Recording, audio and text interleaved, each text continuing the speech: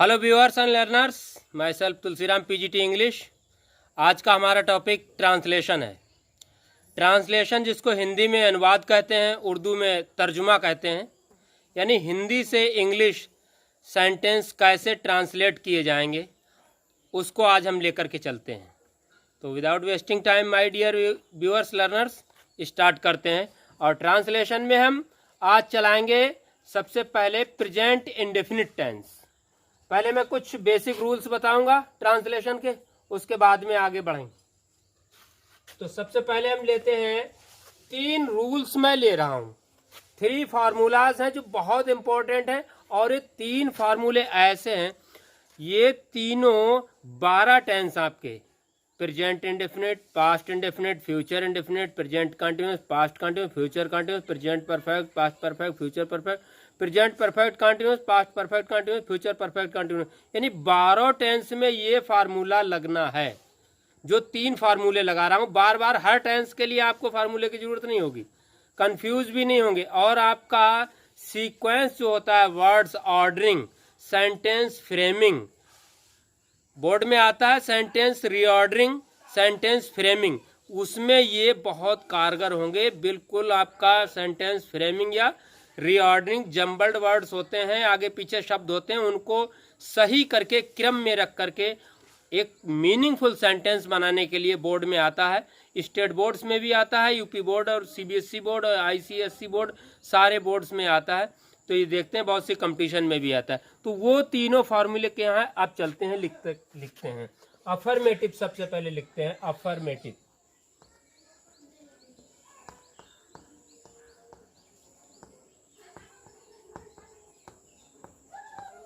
उसके बाद निगेटिव,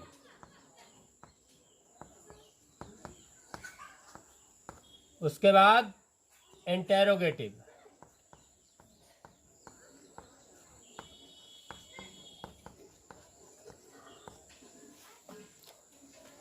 इसको हम लेकर के चलते हैं। तो अफर्मेटिव का एक फार्मूला हम बनाते हैं। 12 टेंस में जितने अफर्मेटिव सेंटेंसेस आएंगे वो सारे सेंटेंसेस इसी फार्मूले से बन जाएंगे, बिल्कुल रॉन्ग नहीं होगा। इस टाइप से हम इस फार्मूले को बनाएंगे। सबसे पहले लेते हैं सब्जेक्ट। सब्जेक्ट यानी कर्ता या जिसके बारे में बात कही जाती है, मेन वर्ड जो होता है सब्जेक्ट। तो सब्जेक्ट यानी कर्ता। उसके बाद में लाते हैं हेल्पिंग वर्ब, HB, और HB यानी हेल्पिंग वर्ब। उसके बाद में लाते हैं वर्ब, और उसके बाद ऑब्जेक्ट। ऑब्जेक्ट हमारा बहुत लंबा भी हो सकता है, ऑब्जेक्ट बहुत छोटा भी हो सकता है, और ऑब्जेक्ट किसी किसी सेंटेंस में ऑब्जेक्ट होगा ही नहीं। ऐसे सब्जेक्ट हमारा बहुत छोटा भी हो सकता है, बहुत लंबा भी हो सकता है। सब्जेक्ट एंड प्रेडिकेट में आपने देखा होगा, सीखा होगा। अगर नहीं सीखा है तो सब्जेक्ट और प्रेडिकेट को कैसे फाइंड आउट करते हैं, कैसे सॉर्ट आउट करते हैं, कैसे छांटते हैं, वो भी अगली वीडियो में मिलेगा आपको कि सब्जेक्ट और प्रेडिकेट क्या होता है। तो सब्जेक्ट प्रेडिकेट छांटने में भी बता दूंगा। तो यहाँ पे हम चलते हैं। सब्जेक्ट हमारा बहुत छोटा भी हो सकता है, सब्जेक्ट बहुत लंबा भी हो सकता है। चलो देखते हैं, आगे बढ़ते हैं। और निगेटिव सेंटेंस का एक ही फार्मूला है, सब्जेक्ट, उसके बाद helping verb plus not plus verb plus object. ये निगेटिव का फार्मूला। अभी यहां पे मैंने 2 अंडरलाइंस क्यों की हैं? अंडरलाइंस, 2 अंडरलाइंस ये इसलिए किए हैं कि प्रेजेंट इंडेफिनिट और पास्ट इंडेफिनिट, ये 2 सेंटेंस टेंस ऐसे हैं, 2 टेंस यानी प्रेजेंट इंडेफिनिट और पास्ट इंडेफिनिट, ये 2 टेंस ऐसे जिनमें हेल्पिंग वर्ब लगेगी ही नहीं। इसलिए ये इंडिकेशन के लिए मैंने, संकेत के लिए 2 अंडरलाइन कर दी। अब आते हैं अपने, तो इसमें दोनों सेम है, बस नॉट ऐड हो गया, लेकिन HB लगनी ही लगनी है, इसलिए यहां पे अंडरलाइन HB को नहीं किया। निगेटिव में सारे टेंस, 12 टेंस में निगेटिव में लगनी। इंट्रोगेटिव देखते हैं। सबसे पहले WH वर्ड, इसको करते हैं ब्रैकेट में, क्योंकि WH वर्ड लाते हैं स्टार्टिंग में। बट अगर क्या से स्टार्ट होता है सेंटेंस आपका, क्या से, तो क्या की अंग्रेजी व्हाट नहीं लिखते हैं और हेल्पिंग वर्ब से स्टार्ट करते हैं। चलिए दूसरे नंबर पे आएगी आपकी एच बी। इंटेरोगेटिव सेंटेंस में एच बी के बाद में आपका आएगा सब्जेक्ट, और सब्जेक्ट के बाद में आएगा नॉट। अगर है तो इंट्रोगेटिव निगेटिव हो गया तो आप क्या करेंगे? कहेंगे नॉट तो बताया ही नहीं था सर ने, इंट्रोगेटिव बता दिया, अब नॉट हम कहाँ लिए घूमे, कहाँ फेंक दें इसको? तो कहीं फेंकना नहीं, इधर उधर फेंकने से तो गड़बड़ हो जाएगा। बस सब्जेक्ट के बाद में नॉट लाते हैं, उसके बाद वर्ब, उसके बाद ऑब्जेक्ट। तो डियर लर्नर्स, डियर व्यूअर्स, ये हमारे सिर्फ तीन 12 टेंस के लिए कुछ नहीं करना है आपको, यही करना है, इन्हीं से बनाने हैं। अब मैं एक general present indefinite tense start करने से पहले एक सेंटेंस का नमूना बना देता हूं। एक सेंटेंस को हम 6 तरीके से बनाते हैं, एक सेंटेंस को सिर्फ 6 तरीके से बना लेते हैं। जैसे एग्जांपल में लिखते हैं, एक सेंटेंस में लिख रहा हूं, वह बाजार जाता है, बाजार जाता है। ये प्रेजेंट इंडेफिनिट का सेंटेंस है, लेकिन मैं प्रेजेंट इंडेफिनिट अभी थोड़ी रुक के आगे बताऊंगा पूरा। लेकिन एक सेंटेंस को कितने तरीके से बनाते हैं पहले ये देख लेते हैं। तो ये अफर्मेटिव है, एक और लिख दिया मैंने, नंबर 2, वह बाजार नहीं जाता है, नहीं जाता है। ये आपका निगेटिव हो गया, सेम वैसा ही है लेकिन निगेटिव हो गया, नॉट। तीसरा लिख दिया, क्या वह बाजार जाता है, इंटरोगेटिव हो गया, क्या स्टार्टिंग में आ गया। अब हम ये इंटरोगेटिव है, इंटरोगेटिव निगेटिव अगर बन जाए ऐसे आ जाता नंबर 4, क्या वह बाजार नहीं जाता है, क्या वह बाजार नहीं जाता। अब निगेटिव, इंट्रोगेटिव निगेटिव हो गया। अब हम डबल इंट्रोगेटिव ऐसे अगर आ गया आपका, वह बाजार कब जाता है, कब, क्यों, कैसे, कब जाता है, ये डबल इंट्रोगेटिव हो गया। इसी को हम बना देते हैं, वह बाजार कब नहीं जाता है, कब नहीं जाता है। ये आपका डबल इंट्रोगेटिव निगेटिव आ गया। तो हम इनको कैसे बनाएंगे? एक सेंटेंस को 6 तरीके से ही बनाते हैं। देखिए इसको बनाएंगे सिंपल तरीके से। सब्जेक्ट पहले ले आए, ही, उसके बाद हेल्पिंग वर्ब नहीं लगानी है, present indefinite tense affirmative sentence है। अफर्मेटिव सेंटेंस प्रेजेंट इंडेफिनिट और पास्ट इंडेफिनिट में हेल्पिंग वर्ब नहीं लगाते हैं। ये 2 मैंने अंडरलाइन इसीलिए कर रखे हैं। तो ही, फिर उसके बाद क्या लाएंगे? सब्जेक्ट तो हो गया वह। देख लिए काम को करने वाला कौन है। सब्जेक्ट कैसे फाइंड आउट करते हैं? देखते हैं काम हो रहा है तो काम को करने वाला कौन है, यानी काम को करने वाला करता हुआ ना सब्जेक्ट हुआ। तो हमने देख लिया वह बाजार जाता है, तो कौन बाजार जाता है, यानी वह, ये हमारा सब्जेक्ट हो गया। सब्जेक्ट आ गया भाई, इतना हो गया काम।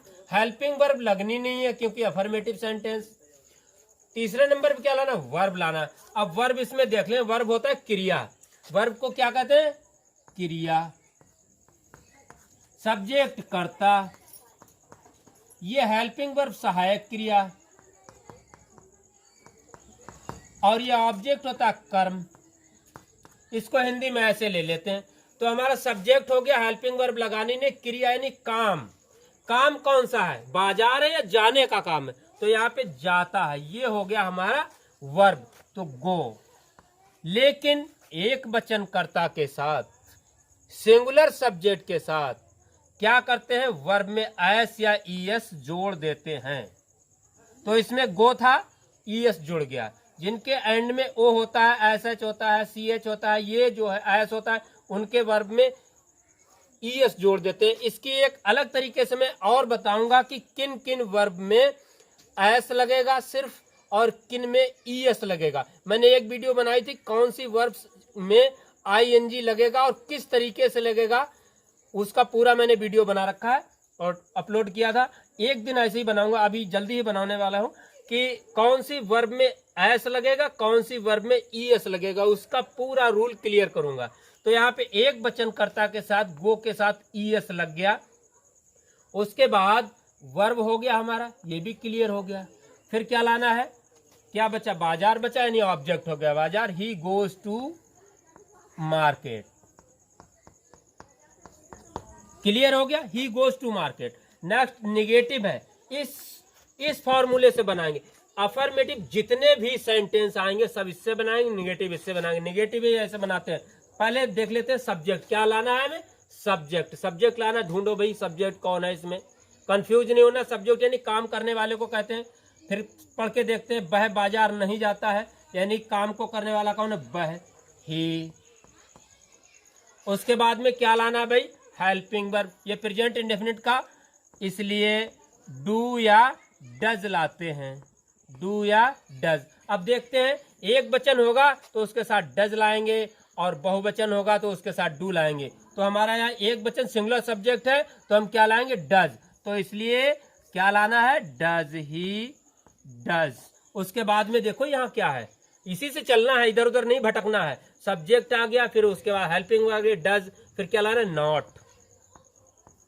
उसके बाद क्या लाना, वर्ब। वर्ब देखिए कौन है, गो। अब इसमें अफर्मेटिव में ऐसे आईएस लगाएंगे, लेकिन निगेटिव में ऐसे आईएस वर्ब में नहीं लगाएंगे। हो गया, वर्ब हो गया। फिर उसके बाद ऑब्जेक्ट लाते हैं, टू मार्केट, हो गया, वह बाजार नहीं जाता। आगे देखते हैं इंट्रोगेटिव सेंटेंस। सारे इंट्रोगेटिव इसी से बनेंगे, चाहे वो डबल इंट्रोगेटिव हो, इंट्रोगेटिव निगेटिव हो, या डबल इंट्रोगेटिव हो, या डबल इंट्रोगेटिव निगेटिव हो, कोई सा भी हो, इन्हीं से इसी से बनाएंगे। सबसे पहले देखते हैं WH वर्ड। तो जब क्या स्टार्टिंग में आता है किसी सेंटेंस के हिंदी के वाक्य में, तो उसकी अंग्रेजी व्हाट नहीं लिखते हैं और हेल्पिंग वर्ब लगा देते हैं। यहां से स्टार्ट कर देते हैं, हेल्पिंग वर्ब लगाएंगे। प्रेजेंट इंडेफिनिट टेंस था तो इसलिए लगा देंगे डज। एक सब्जेक्ट है इसलिए डज लगा देंगे, अगर प्लूरल होता है तो डू लगा देते। डज हो गया, उसके बाद में सब्जेक्ट लिया ही, डज ही। फिर नॉट देखिए, इसमें कहीं है क्या वह बाजार जाता है, नॉट नहीं है, छोड़ दीजिए इसको, इसलिए ब्रैकेट में रखा था, निकल के भागना पड़े तो नॉट नहीं लाना है। फिर वर्ब लाना है, वह हो गया, क्या लगाना नहीं है। वर्ब हमारी आएगी जाता है, डज ही गो। और उसके बाद में ऑब्जेक्ट लाते हैं, क्या बचा, मार्केट, टू मार्केट। और इंटरोगेटिव मार्क। चलिए नेक्स्ट है हमारा 4 नंबर पे, क्या वह बाजार नहीं जाता, यानी इंट्रोगेटिव निगेटिव। इसी फार्मूले से बनाएंगे। क्या स्टार्टिंग में आया, नहीं लेंगे, हेल्पिंग वर्ब लेंगे, तो हेल्पिंग वर्ब डज। उसके बाद सब्जेक्ट लाएंगे, सब्जेक्ट कौन है, ही। उसके बाद क्या लाना है हमें, सब्जेक्ट हो गया, हेल्पिंग वर्ब हो गई, सब्जेक्ट हो गया, नॉट। देखें इसमें नॉट है, हाँ है, तो अब सब्जेक्ट के बाद में नॉट ले आए। बहुत से बच्चे ऐसा कर देते हैं स्टूडेंट्स की यहाँ पे डज के साथ में he does not, do not उनको रटा हुआ होता है, तो वो वही पुरानी छोटे क्लासों की लगा देते हैं कि डज के बाद में नॉट लगा देंगे, लेकिन सब्जेक्ट के बाद लगता है, इसलिए फार्मूला लिख रखा है मैंने। उसके नॉट हो गया, देन वर्ब। वर्ब देखते हैं, जाता है या बाजार, कितने बचे हैं, बाजार बचा, जाता है, तो वर्ब यहाँ पे इसलिए क्लियर हो गया, जाता है हो गया गो। और to market, mark of interrogation, ये हो गया इंट्रोगेटिव निगेटिव। अब ये आ गया डबल इंट्रोगेटिव, वह बाजार कब जाता, कब, क्यों, कहां, कैसे, कौन, ये अगर वर्ड आते हैं WH फैमिली के तो सबसे पहले इनको ले आते हैं। तो कब ये आ गया, सबसे पहले ये कब की इंग्लिश होती है, व्हेन, व्हेन। फिर उसके बाद हेल्पिंग वर्ब लाएंगे, इसी फार्मूले से ही चलेंगे और किसी से नहीं, व्हेन, डज। उसके बाद देखिए क्या है भाई, WH वर्ड आ गया, व्हेन, फिर डज आ गया, हेल्पिंग वर्ब, फिर सब्जेक्ट आ गया, सब्जेक्ट आ गया ये, वह, अब ये वह हो गया, कब हो गया, यहाँ तक आ गए। नॉट लाएंगे, उसके बाद में देखते हैं नॉट है भी या नहीं। नहीं है तो इसको टच नहीं करना है। उसके बाद वर्ब, वर्ब देखिए क्या है, जाता है, जाता है हो गया गो, और वर्ब हो गया। उसके बाद ऑब्जेक्ट बचा बाजार, to market. When does he go to market. Mark of interrogation, mark of interrogation नहीं भूलना लगाना, क्योंकि पंक्चुएशन में ये चीजें आती हैं। मार्क्स सारे बहुत इंपॉर्टेंट रखते हैं। पंक्चुएशन आता है कि आपको कहाँ पे कैपिटल लेटर बनाना, कहाँ पे स्मॉल लेटर बनाना, कहाँ पे कॉमा लगाना, कहाँ फुल स्टॉप लगाना, कहाँ हाइफन लगाना है, क्या इंटरजेक्शन कहाँ पे, ये सारे मार्क्स जो होते हैं उनका सिंबल्स जितने होते हैं उनका बहुत इंपॉर्टेंट होता है। क्योंकि एक कॉमा लगा देने से बहुत चेंजिंग आ जाती है, पूरा सेंटेंस का मीनिंग ही चेंज हो जाता है। जैसे यहां पे लिख दूं बॉयज गो, और यहां पे लिख दिया मैंने बॉयज गो, इनमें थोड़ी सी चेंजिंग भी है। और आगे ऐसे ही लिख दूंगा, बहुत सारे सेंटेंस होंगे, कॉमा से बड़ा ही करामात हो जाएगा। डू नॉट वाले में लगा दूंगा। नेक्स्ट देखते हैं, मार्केट हो गया, when does he go to market. Last देखते हैं, वह बाजार कब नहीं जाता है। डबल इंट्रोगेटिव नेगेटिव इसी फार्मूले से बनाएंगे। WH फैमिली वर्ड यानी कब को ले आए सबसे पहले, व्हेन।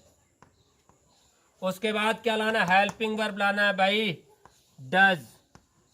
सिंगुलर सब्जेक्ट है इसलिए डज ला रहे हैं, सिंगुलर सब्जेक्ट भी देख लिया। तो अब उसके बाद सब्जेक्ट लाएंगे, सब्जेक्ट हो गया वह, डज ही गो, सॉरी अब हो गया व्हेन डज ही। सब्जेक्ट ये हो गया WH व्हेन, फिर सब्जेक्ट हेल्पिंग वर्ब हो गया डज, फिर सब्जेक्ट हो गया ही। उसके बाद नॉट लाते हैं, नॉट देखें कहीं है मिल गया, आप लाएंगे नॉट। और उसके बाद वर्ब, वर्ब देखते हैं जाता है, गो टू मार्केट। तो डियर व्यूअर्स, डियर लर्नर्स, ये 3 फॉर्मूले, इन्हीं से ही सब कुछ चलना है। सारे 12 टेंस होंगे आगे। अब बढ़ते हैं हम प्रेजेंट इंडेफिनिट टेंस। ये बताए मैंने, लेकिन अभी आपको कुछ कंफ्यूजन होगा, कुछ डाउट होगा कि किसके साथ क्या होगा। ये सब अभी क्लियर किए देता हूं। बस 3 चीजें आपको याद रखनी है, पहचान, हेल्पिंग वर्ब, और एक नोट में लिखता हूं, स्पेशल नोट होता है, बढ़िया वाला नोट होता है। 3 चीजें याद रखनी है, टेंस क्लियर, और कुछ नहीं, कोई झंझट नहीं। ये 3 फॉर्मूले और 3 चीजें, अभी उन 3 चीजों को लिखे देता हूं। प्रेजेंट इंडेफिनिट टेंस पक्का, कभी भूलेंगे नहीं, कोई मिस्टेक हो ही नहीं सकती। देखते हैं, स्टार्ट करते हैं। तो अब प्रेजेंट इंडेफिनिट टेंस या सिंपल प्रेजेंट टेंस जिसको बोलते हैं, अब इसको स्टार्ट करते हैं। अभी तो उसके फार्मूले आपने एग्जांपल्स देख लिए थे। मैंने कहा 3 चीजें याद रखनी है, सिर्फ 3 चीजें। कौन कौन सी, पहचान, पहचान याद रखनी है। उसके बाद दूसरे नंबर की HB याद रखनी है। तीसरा नोट, नोट बहुत स्पेशल मेरे पास में नोट मिलता है, स्पेशल बनाया हुआ है मेरा नोट। तो देखिए, पहचान होता है इस टेंस के वाक्य के अंत में ता है। शॉर्टकट में लिखता हूं यार, समझ जाना। वाक्य के अंत में, इस टेंस के वाक्यों के अंत में क्या आता है, ता है, ती है, ते हैं, ता हूं, आदि शब्द आते हैं। हिंदी राइटिंग थोड़ा टाइट है मेरी, हिंदी में जरा स्पेलिंग और ये जो क्या नाम, हैंड राइटिंग भी क्लियर नहीं होती है मेरी हिंदी में, तो इसके लिए क्षमा चाहता हूं। चलिए नेक्स्ट देखते हैं। हेल्पिंग वर्ब होगी डू या डज, डू और डज। डू किसके साथ आएगा, ये आएगा आई तथा प्लूरल के साथ, आई प्लस प्लूरल सब्जेक्ट। और डज किसके साथ आएगा, सिंगुलर, ऑल सिंगुलर सब्जेक्ट के साथ, सारे एक वचन सिंगुलर सब्जेक्ट के साथ।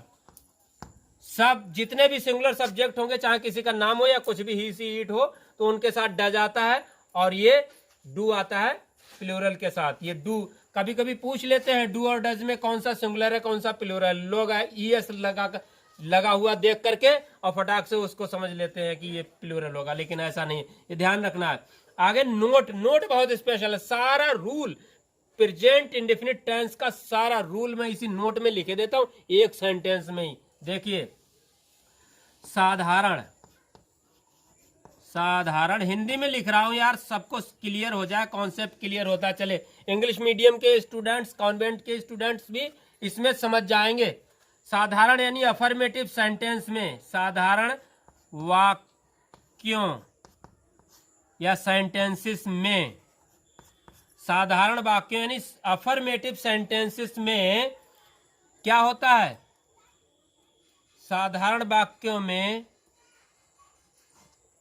HV नहीं लगाते हैं, नहीं लगाते हैं, लेकिन एक वचन यानी सिंगुलर सब्जेक्ट के साथ, एक वचन कर्ता के साथ यानी सिंगुलर सब्जेक्ट के साथ क्या कर देते हैं? वर्ब में एस या ES जोड़ देते हैं, ऐड कर देते हैं। बस हो गया भैया सारा रूल, प्रेजेंट इंडेफिनिट के सारे रूल क्लियर। इसी में एम्फैटिक सेंटेंस को बाद में बता दूंगा, बस जाता तो है, उसमें हेल्पिंग वर्ब लग जाती है। अफर्मेटिव में भी वो एम्फैटिक होंगे, उसके लिए अलग से बाद में बता दूंगा। लेकिन यही पूरे हो गए, प्रेजेंट इंडेफिनिट टेंस फिनिश। आप सेंटेंस लिखते हैं, देखिए लिखता हूं फर्स्ट सेंटेंस, वह पत्र लिखती है, वह पत्र लिखती है, अफर्मेटिव सेंटेंस है। तो सबसे पहले सब्जेक्ट को इसी से बनाएंगे, सब्जेक्ट ले आते हैं, इसमें देखते हैं कौन है यार, वह है, पत्र है, लिखती है। सबसे पहले तो देखिए काम को करने वाला कौन है, बहुत सिंपल तरीके से समझा रहा हूं डियर स्टूडेंट्स लर्नर्स। देखिए सब्जेक्ट है वह, यानी पत्र को लिखने वाला कौन है, काम को करने वाला कौन है, वह। तो हो गया शी। अब क्या लाएंगे? Helping verb. मैंने अभी लिखा ना साधारण वाक्यों में HV नहीं लगाते हैं, तो हेल्पिंग वर्ब छोड़ दीजिए। ये 2 लाइनें मैंने लगा रखी थी, अंडरलाइन कर रखी थी, क्रॉस भी लगा दिया है कि हेल्पिंग वर्ब यानी प्रेजेंट इंडेफिनिट साधारण वाक्य में और पास्ट इंडेफिनिट साधारण वाक्यों में नहीं लगना है। उसके बाद क्या लाएंगे? Verb.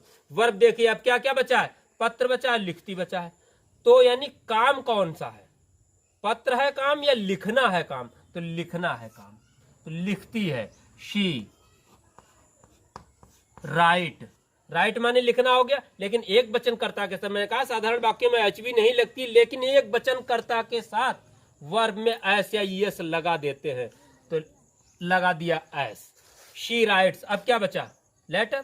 She writes a letter, she writes a letter. हो गया क्लियर। अब मैं इसी को बना देता हूं ऐसे, समझ में और क्लियर हो जाए। वे पत्र लिखते